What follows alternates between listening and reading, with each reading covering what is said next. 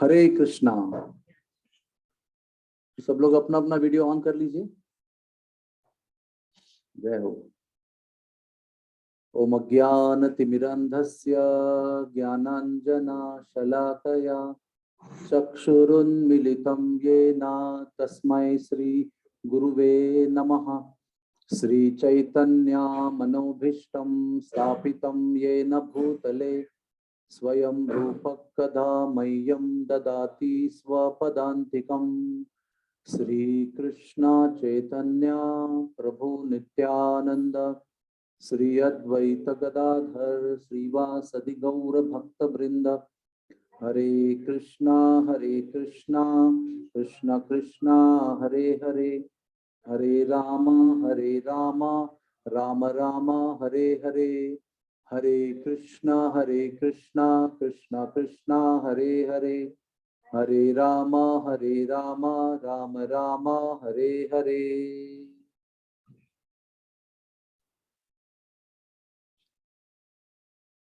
When Sri Chaitanya Mahaprabhu was on the way to Vrindavan,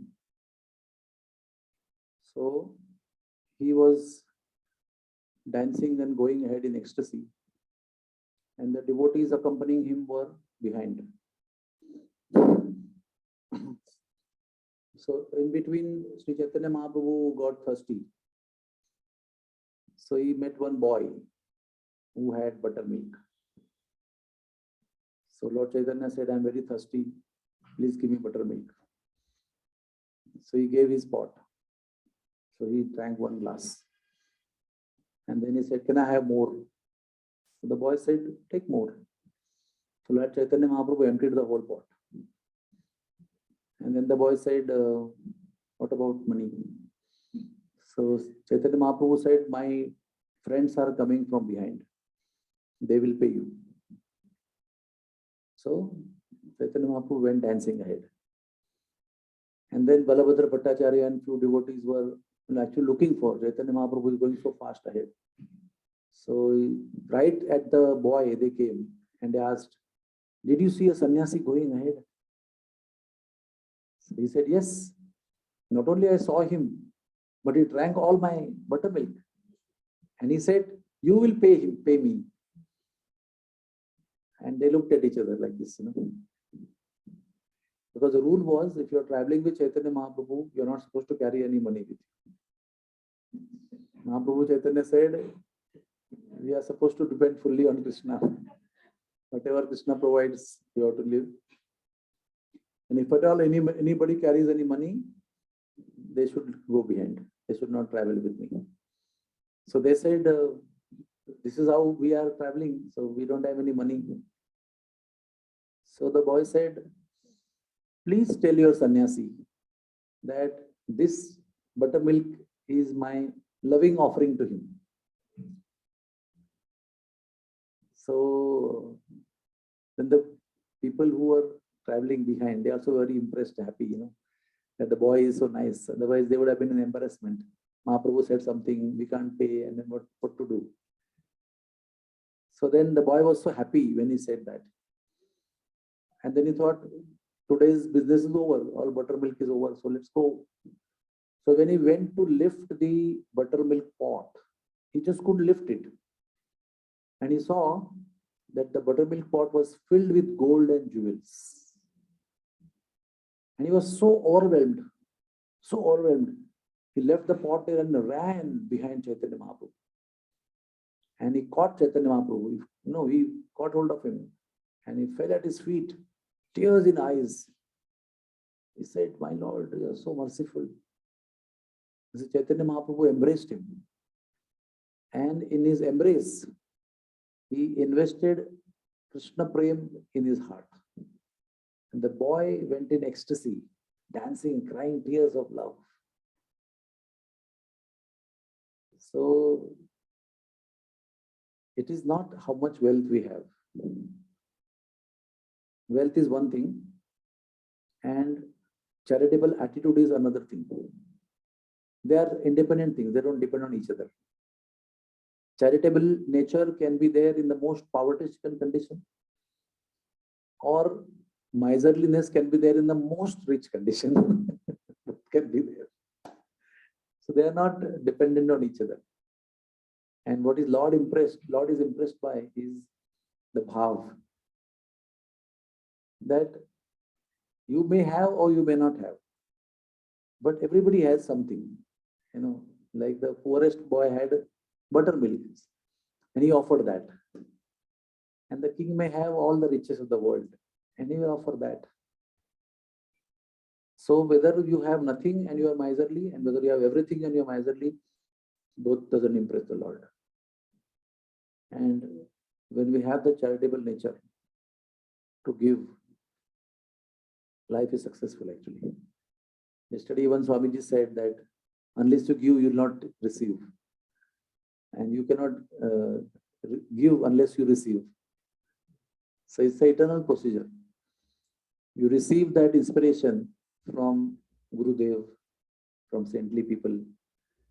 And with that inspiration, you not only give money, but you give also Krishna, you give knowledge, you give kindness, mercy, compassion. But for all that, we are always dependent upon Vaishnavas to receive. But once you receive, if you receive and you don't give, then the whatever you receive gets putrefied. वो कहते हैं हिंदी में उसड़ जाता है. It has to be always in motion, like Ganga water. It has to be in motion. If it stops somewhere because of the high flood and then it recedes and some collection is there, that starts getting rotten immediately. And if it is flowing, it is always fresh. Maybe many people are washing clothes, but if it's flowing, it's always fresh. So like that, our life has to be always in dynamic condition.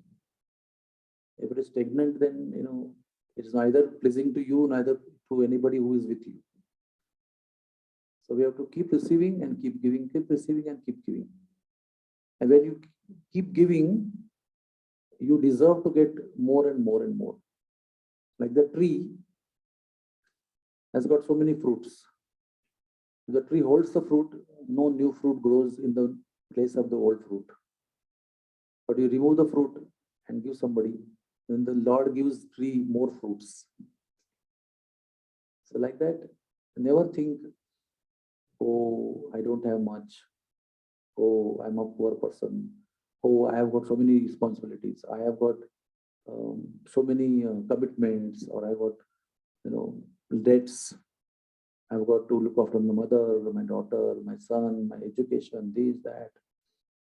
But even if a pauper earns 100 rupees per month, he should give 5 rupees from that.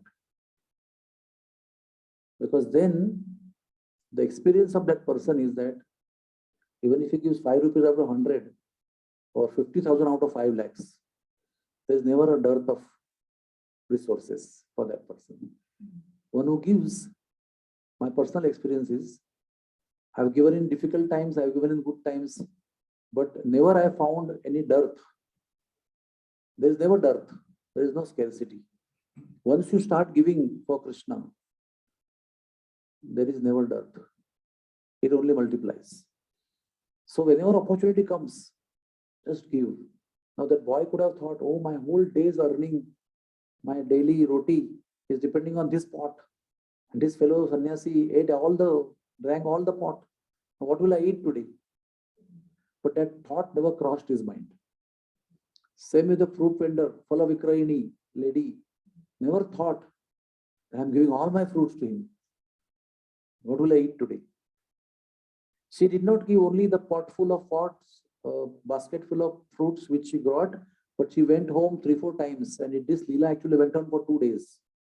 She kept on going, coming, kept on going and coming, kept on giving. On the 3rd day, her basket was filled with jewels.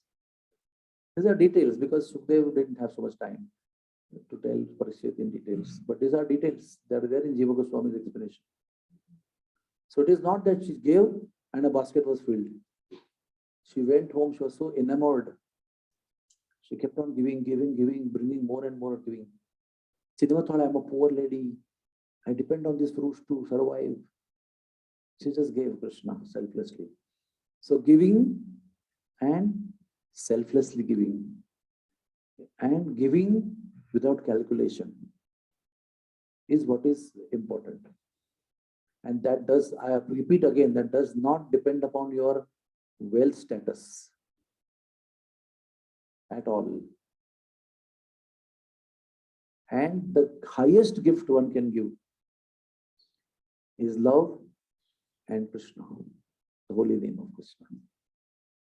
Hare Krishna, Krishna Krishna, Hare Hare, Hare Ram, Ram Ram, Hare Hare. Anybody has any question? Anybody has any question? Yes. Sometimes we give what we feel is valuable, but for the other person, it might not hold any value. So we should give according to the person who we are giving to please that person, or what we feel is important and valuable. So there are two kinds of question. One question requires answer. Another question has answer in it only. That's what you asked. The answer is already there. The donation has to be given to please the receiver, always.